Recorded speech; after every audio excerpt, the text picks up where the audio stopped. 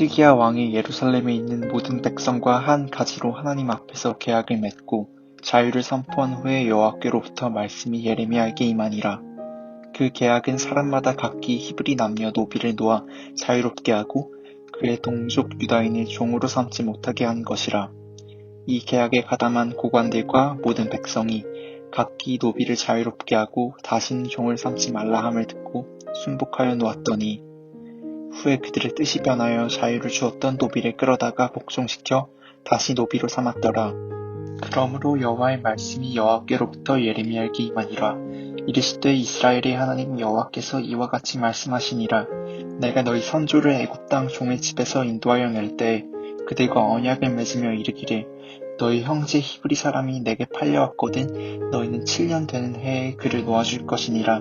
그가 6년 동안 너를 섬겼은즉 그를 놓아 자유롭게 할지니라 하였으나 너희 선조가 내게 순종하지 아니하며 귀를 기울이지도 아니하였느니라.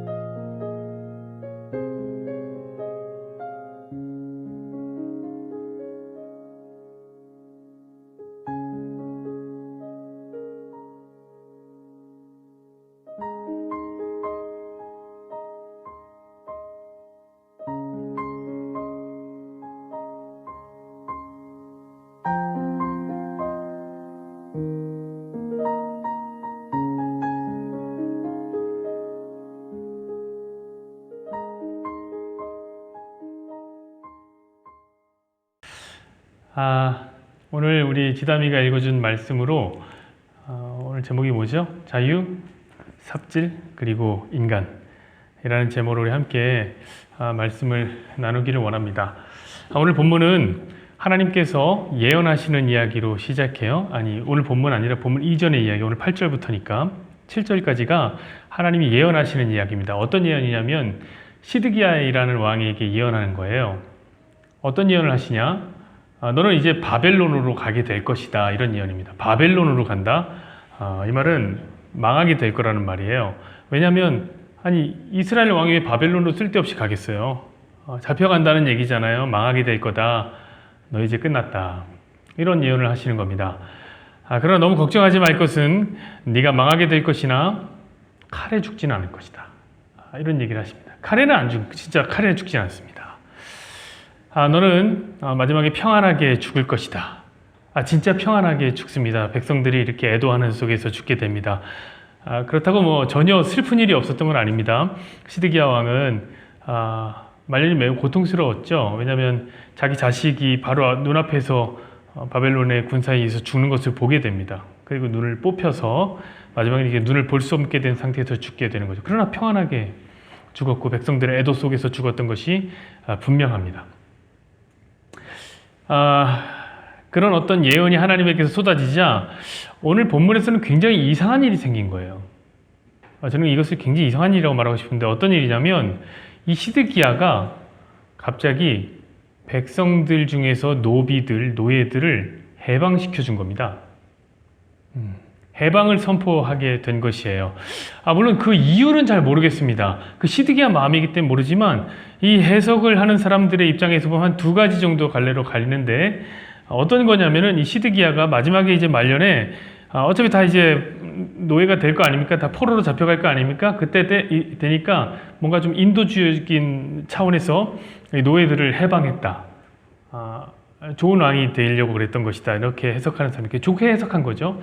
반면 어떤 사람들은 그 와중에도 시드기야는 부정적인 시선으로 보는 사람들이 있어요. 어떻게 해석하냐면 욕을 좀 덜 먹기 위함이다 라는 거죠. 어쨌든 망하게 된 왕이니까 얼마나 사람들이 많이 욕하겠어요. 그런데 그 마지막에 노예들을 좀 풀어줌으로써 그래도 착한 구석이 있는 왕이긴 했어. 이런 어떤 평가를 받으려고 그런 짓을 한 거다 얘기하는 사람도 있고, 더 시드기야를 안 좋게 보는 사람들은 이렇게 얘기합니다. 이 바벨론의 보복이 두려웠기 때문이다. 왜냐면 이 적국의 그 수장이나 이 지배구조를 굉장히 괴롭히는 방법이 뭐냐면 그 지배구조를 역전시켜 버리는 거예요. 와서 그러니까 주인을 노비 삼아버리고 노비를 주인 삼아버리면 진짜 그거야말로 완전 좌절 상태가 되는 거죠. 내 노예였던 사람이 갑자기 나를 다스려? 그러면 이제 이 왕족들은 완전히 힘을 잃게 되는 겁니다. 그런 게 두려웠기 때문에 먼저 보낸 것이다. 뭐 이렇게 얘기하기를 합니다. 그러나 우리가 그것은 모르죠. 시드기야의 마음은 모르죠. 다만 그가 노예를 해방했다라는 것이 중요한 것 같습니다. 한번 8절을 보실까요? 이렇게 기록되어 있습니다. 시드기야 왕이 예루살렘에 있는 모든 백성과 한 가지로 하나님 앞에서 계약을 맺고 자유를 선포한 후에 여호와께로부터 말씀이 예레미야에게 임하니라. 아멘. 자, 자유가 선포되었습니다. 모든 노예들이 해방을 누렸습니다. 얼마나 그리웠던 자유였을까요? 노예들이 그립고 또 그리웠던 그 자유를 누리기 시작합니다. 그러나 그 자유가 결코 길지는 않았다는 것. 인간이란 존재는 어떤 존재입니까?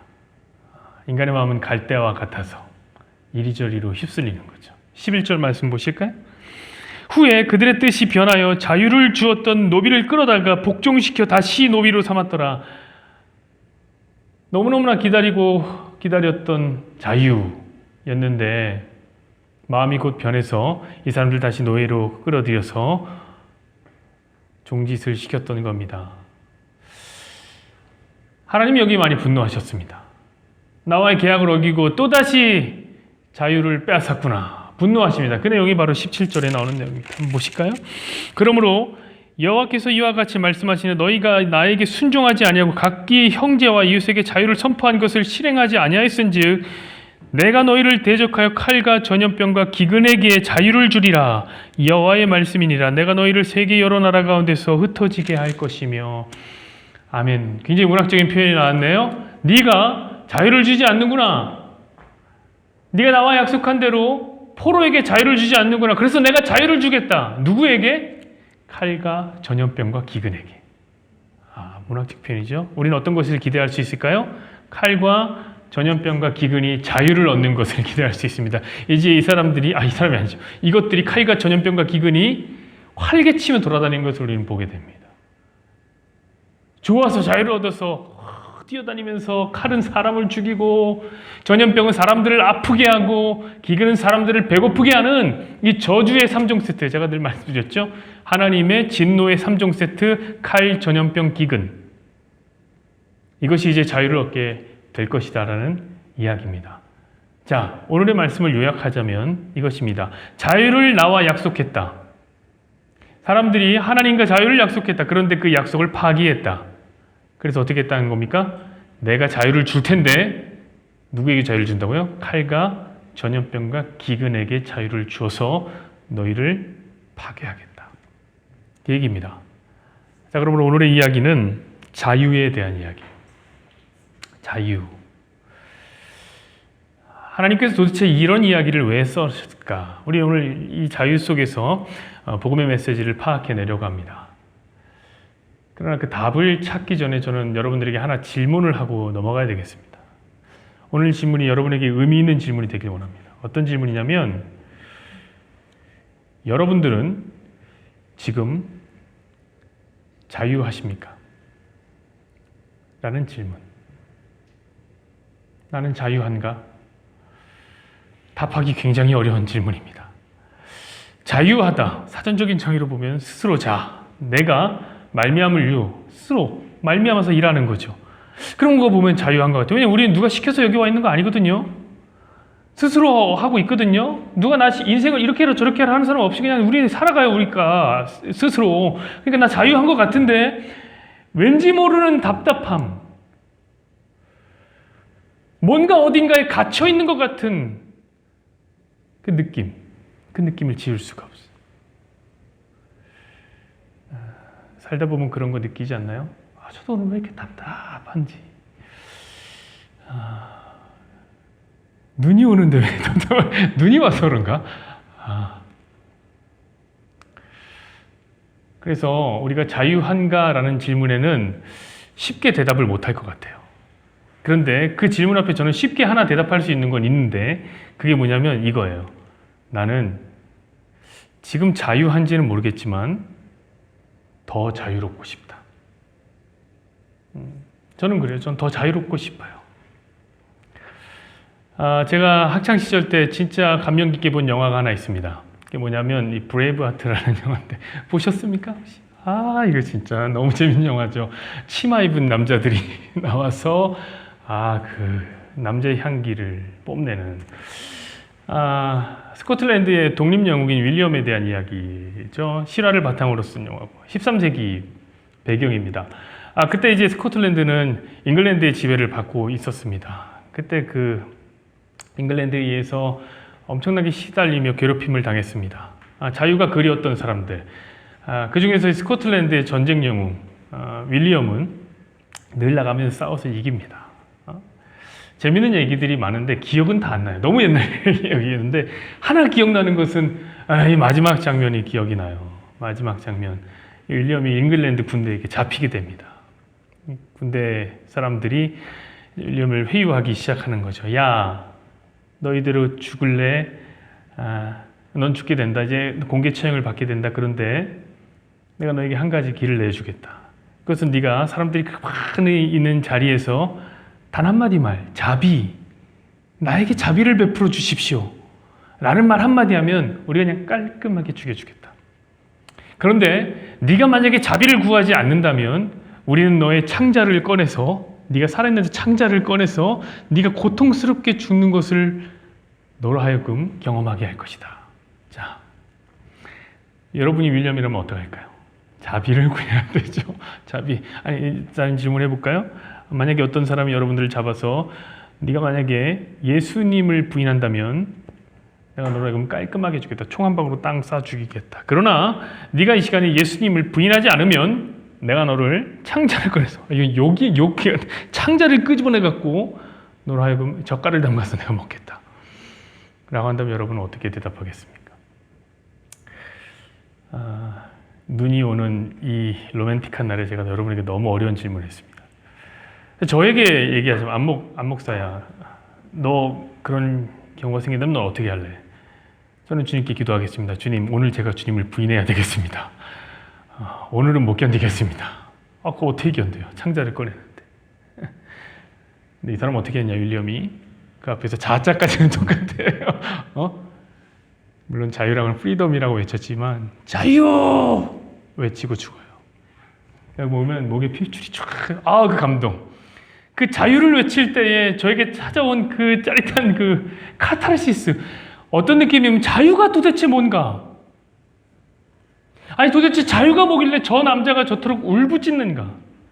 자비라는 한마디 말만 하면 되는데 자신의 생명을 걸고 자유를 지키려고 했던 저 남자의 정신은 무엇인가? 너무 궁금했습니다. 자유에 대한 호기심이 넘쳤어요. 그러고 보니까 우리나라도 그런 사람들 많잖아요. 우리 독립투사들이 그 어린 나이에, 지더미보다도 어린 나이에 생명 걸고 자유를 지켰습니다. 고문을 당해가면서 가족들 버리고. 도대체 자유가 뭐길래? 저는 오늘 더 자유롭기를 원하는 여러분들, 혹은 자유에 대한 호기심이 있는 여러분들에게 한 가지 작품을 소개해 드리려고 합니다. 도대체 자유가 무엇인지 궁금하다면 이 책을 하나 읽어봤으면 좋겠습니다. 그리스인 조르바라는 책입니다. 누가 저에게 자유롭게 산다는 게 어떤 겁니까? 라고 묻는다면 저는 이 조르바처럼 사는 겁니다. 이렇게 얘기해 주고 싶습니다. 그리스인 조르바. 굉장히 유명한 작품이죠. 이거 쓴 사람이 카잔 차키스라는 사람인데 그리스인입니다. 자기가 그리스인이에요. 굉장한 대문호입니다. 그리스인 중에서도 이런 대문호가 있나 싶을 정도로 대단히 글을 잘 쓰는 사람입니다. 이 책으로 노벨 문학상을 받을 뻔했어요. 아쉽게 한 표 차이로 알베르 까미한테 밀려갖고 까미가 노벨상을 받고 이 사람이 떨어졌습니다. 근데 까미가 무슨 얘기를 하냐면 사실 이 노벨 문학상은 이 카잔 차키스가 받아야 된다 라고 얘기를 했을 정도예요. 이름이 너무 어려우니까 제가 그냥 카잔으로 부르겠습니다. 이 카잔이 받아야 된다 라고 얘기를 했을 정도로 대단한 글입니다. 이 글이 뭐냐면 바로 자유에 대한 이야기입니다. 자유. 자, 여기 보면 그리스인 조르바라는 사람이 나오죠. 조르바. 그리고 그 사람을 바라보고 있는 1인칭 관찰자 시점에 한 사람이 나옵니다. 그 사람은 젊은 사업가입니다. 이 사업가가 이 갈탄을 채광하기 위해서 갈탄 이제 광산으로 내려가는 길에, 크레타 섬으로 내려가는 길에 이 조르바라는 사람을 만나는 이야기입니다. 이 조르바라는 사람이 대단히 호인이에요. 딱 나타나더니 뭐라 그러냐면 나를 쓰시오. 나를 채용하시오. 나 일 잘합니다. 특별히 내가 산투르라고 하는 악기를 진짜 잘 다루는데 악기를 잘 다루니까 내가 쓸모가 있을 겁니다. 라고 이 젊은 사업가한테 말하는 거예요. 이 조르바라는 사람은 나이가 60대 정도 됐는데 두 사람은 너무나 다른 사람이었어요. 완전히 극과 극으로 다른 사람. 근데 그런 거 있잖아요. N극과 S극이 서로 끌리듯이 서로가 말할 수 없는 끌림을 얻게 됩니다. 자, 이 젊은 사업가는 어떤 사람이냐면 대단한 지성인입니다. 사업가고 돈도 많지만 공부를 많이 했어요. 책 많이 본 지성인입니다. 그래서 말하는 것마다 지성이 뚝뚝 묻어 떨어집니다. 되게 어렵게 말하는 사람, 생각도 많은 사람이에요. 이 사람은 지성인이어서 그런지 모르겠는데 금욕주의자입니다. 지성인 중에 금욕주의자들이 되게 많은 거 아세요? 왜냐하면 자기가 공부를 해보니까 과연 우리의 욕망이라는 것이 그렇게 중요한 것인가? 이런 생각을 하는 사람들이 많습니다. 그래서 금욕주의자요. 또 민족주의자였어요. 국가를 되게 사랑하는 사람이었죠. 사실 이 사람은 이곳에서 하나의 상징성을 갖고 있는 사람인데 어떤 상징이냐면 도덕의 상징이요, 윤리의 상징이요, 종교적인 상징이에요. 왜냐하면 이 금욕주의라는 것이 이 카잔 이 작가에 의해서 이렇게 드러나는데 카잔이 뭐에 심취했냐면 기독교인인데 부처님에게 심취를 많이 했어요. 그래서 이제 금욕주의 이런 게 이제 묻어났던 거죠. 그러니까 도덕, 윤리, 종교, 관습 이런 것의 상징으로 나오는 게 이 바로 나라는 젊은 사업가입니다. 근데 그와 만나는 이 조르바라는 사람은 60대나 됐는데 그거는 완전히 반대되는 사람, 마초 중에 마초요. 욕망을 성취하기 위해서라면 뭐든지 다 하는 사람, 여자들 정말 좋아하는 사람이었고 이 사람은 배운 것이 없지만 길거리의 현자예요. 길거리에서 모든 철학을 배운 사람, 그래서 말빨 끝내주는 사람. 게다가 산투르라는 악기를 잘 다루니까 여러분 악기 잘 다루겠다, 말 잘하겠다 이런 사람들 10중 8구 어떻게 카사노바가 될 확률이 높습니다. 카사노바가 됐고 이 사람은 자신의 오욕을 즐길 줄 아는 사람, 특별히 그 중에서 성욕을 잘 즐길 줄 아는 사람이었습니다. 부르는 대로 다 갑니다.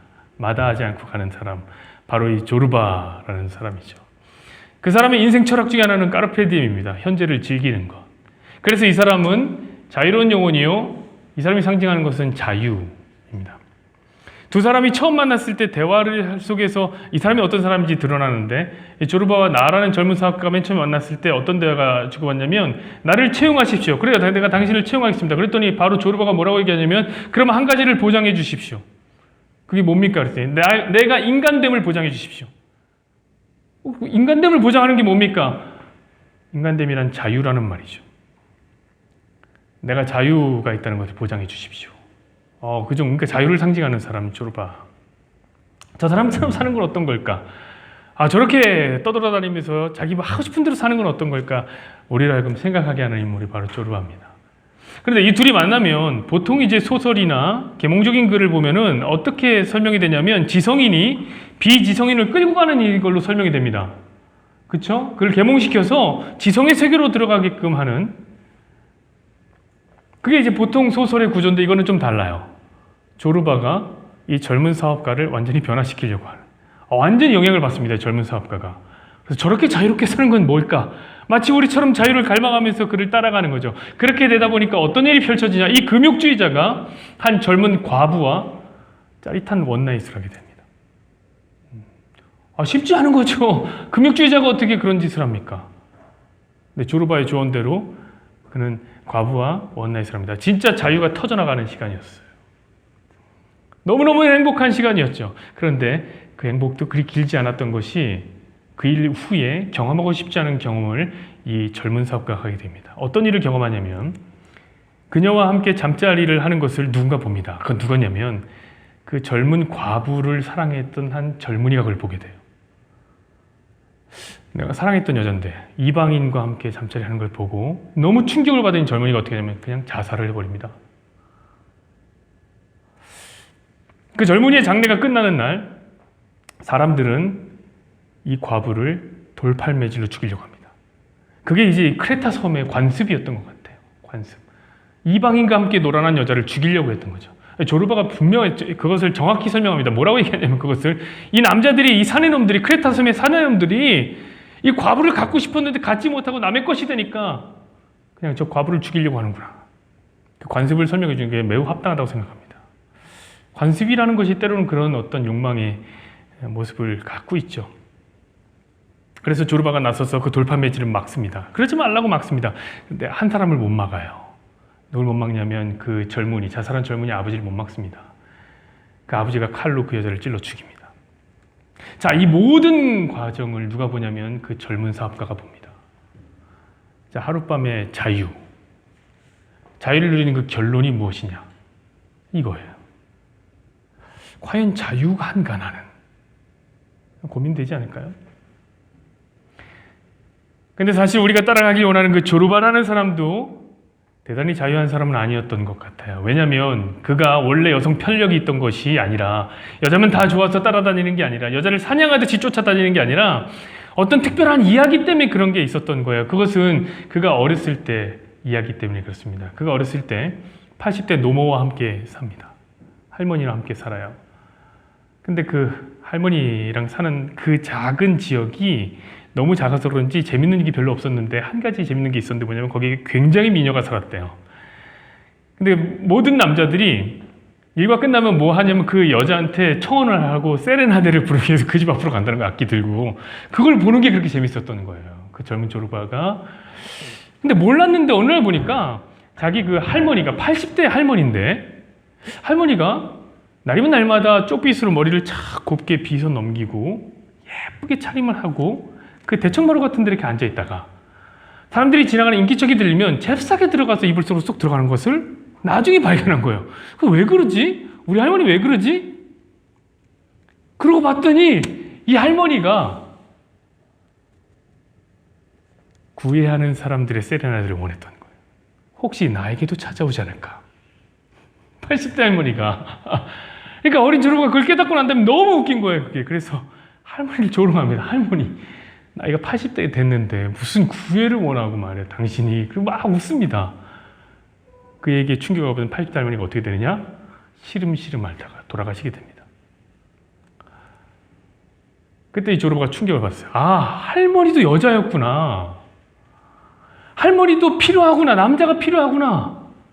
여자에겐 남자가 필요하구나. 남자는 여자가 필요하면 어디든지 가주는 것이구나. 그래서 조르바가 자유를 찾아서 그렇게 살았던 거예요. 자, 그러고 보니까 이 조르바라는 사람도 자유를 추구하면서 산 것 같지만 사실 그 자유 속에는 80대 할머니의 망령이 있었던 거죠. 그 구속 속에 살았던 거예요. 그래서 그의 결론은 무엇이냐면 떠들고 떠돌다가 시베리아에 너무 추워서 어떤 여자랑 결혼을 하게 됩니다. 여러분, 결혼이라는 게 바로 정착하는 거, 자유와 상관없는 거잖아요. 그리고 자식을 낳습니다. 자식 역시 마찬가지로 자기를 구속하는 하나의 얘기죠. 그러니까 결국 그도 정착하고 만 것입니다. 자유를 끝내고. 이 이야기를 통해서 카잔이 뭘 말하고 싶었던 걸까요? 저는 카잔의 묘비명이 우리에게 많은 걸 설명하고 있다고 생각합니다. 카잔의 묘비명은 매우 유명한데 이런 묘비명이 있습니다. 보십시오. 넘길 수 있나요? 저기 보시죠. 그 있었는데 읽으실 수 있죠? 여기 옆에 써놨습니다. 나는 아무것도 바라지 않았다. 아무것도 두려워하지 않았다. 나는 자유하다. 이게 그의 묘비명입니다. 그러니까 그는 이렇게 생각했던 것 같아요. 자유라는 것은 무엇이냐면 바라는 것이 없는 것이다. 욕망하는 것이 없는 것이다. 그렇습니다. 여러분, 욕망한다는 것은 그 욕망하는 것이 나를 구속하게 됩니다.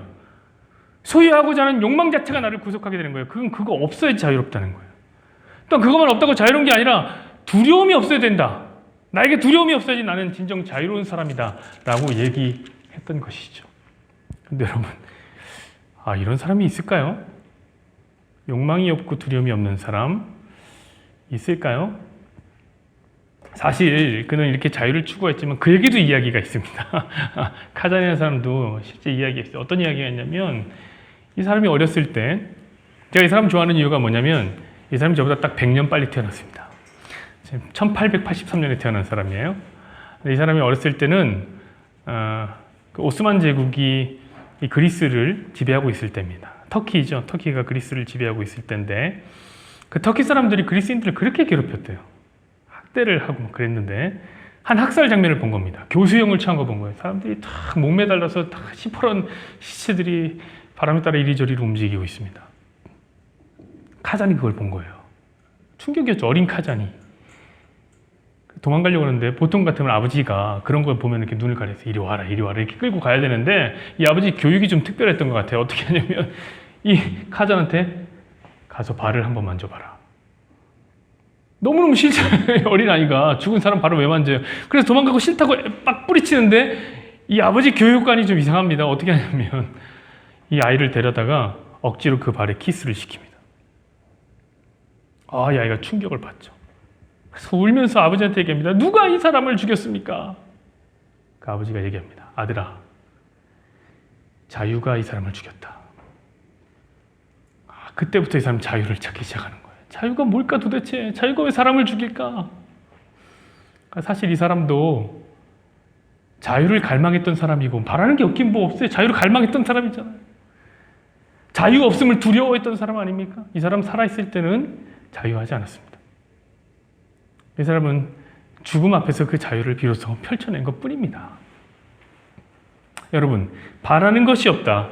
두려워하는 것이 없다. 우리는 이런 얘기를 들으면 문득 생각이 나는 종교가 하나 있습니다. 어떤 종교입니까? 불교라는 종교죠. 불교는 그렇게 바라는 게 없어야 됩니다. 무욕.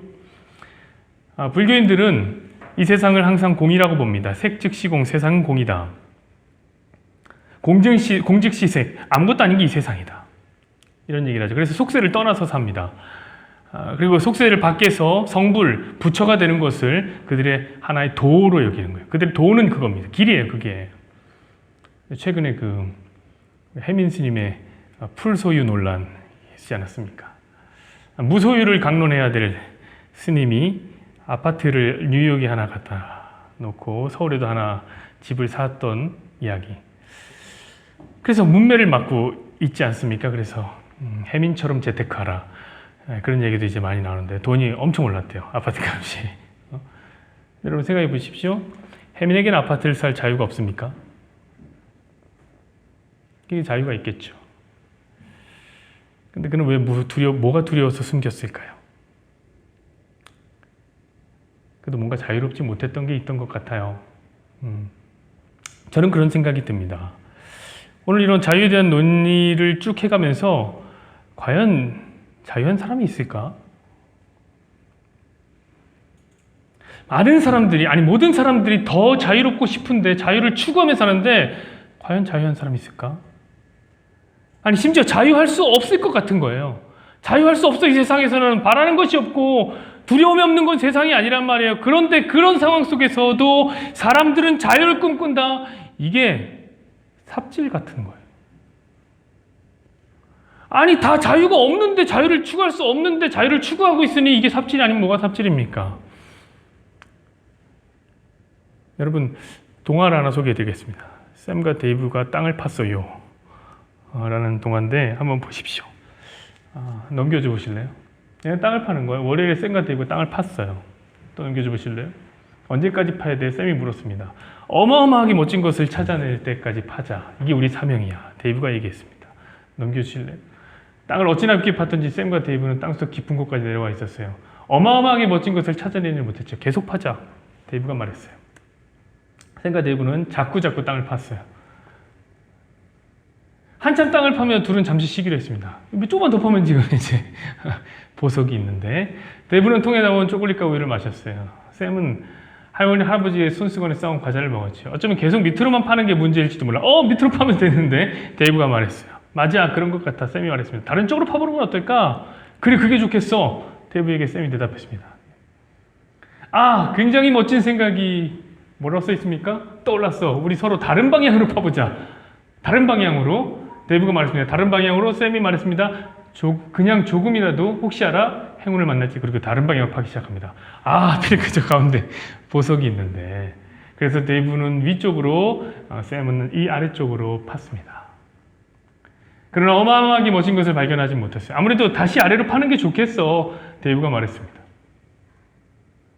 그러자, 그게 좋겠어. 샘이 바로 옆에 있는데. 이거 참 아쉽습니다. 넘겨주실래요?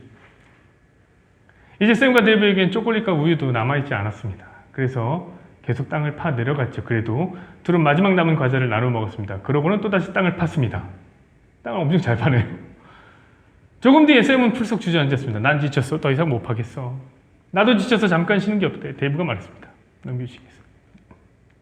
둘은 까무룩 잠에 떨어졌습니다. 잠에 떨어졌다는 표현하죠? 네, 넘기실래요? 점점점. 샘과 데이브는 진짜로 떨어지고 있었어요. 동하니까 가능한 얘기죠. 넘겨주시겠습니까? 아래로 떨어지다가 부드러운 후기에 털썩 내려앉았죠. 샘이 말했어요. 데이브가 말했어요. 정말 어마어마하게 멋졌어. 둘은 말했습니다. 넘겨주실래요? 샘과 데이브는 초콜릿, 우유와 과자를 먹으러 집으로 들어갔습니다. 넘겨주세요.